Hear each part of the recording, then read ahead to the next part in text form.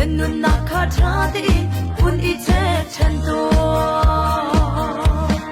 nếu giọt nạc in nên đâm khô nạc na vui ba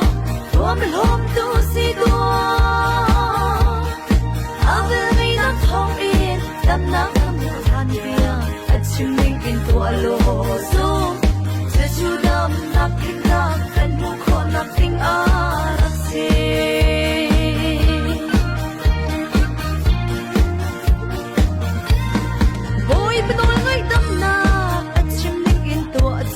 luồn na nó dùng khó lâu tiếng in nó tuôn cầu lại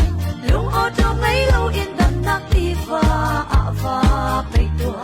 hấp chia vẫn đâu để bóng in anh sớm xiêm trả lời nếu rốt nam in nó đâm khô nát na vui ba tua mình hôm tu si tua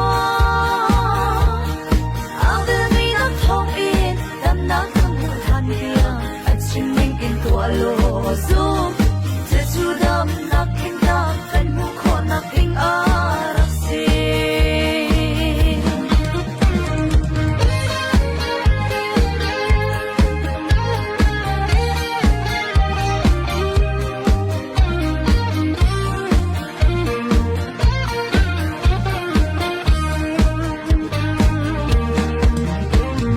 rốt hoa không muối chung a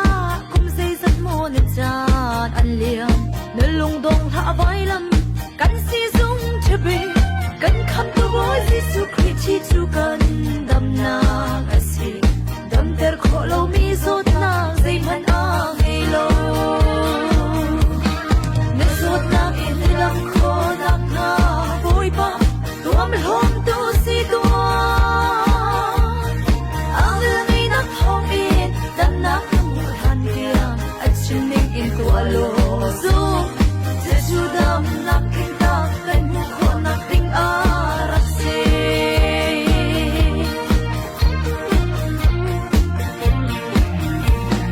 cần đâm nạc kinh cha a nhà bay đông van sang ngân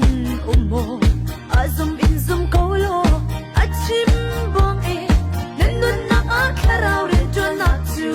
anong câu lại nên xin in pelo đâm ter câu lại nếu giọt nam in đâm khô nạc na vui ba tua mình hôm tu si tua áo đưa mi nạc thong in đâm nạc thầm mua than bia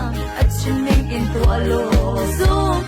sẽ chu đâm nạc kinh ta cần mua khó nạc kinh a rắc si nếu giọt nam in đâm khô nạc na vui ba mình hôm tu si tua áo về mi nát hồng in đâm nát không hiểu than bia chim mình in tua lô zoom sẽ chu đâm nát kinh ta cần mua khó nát kinh a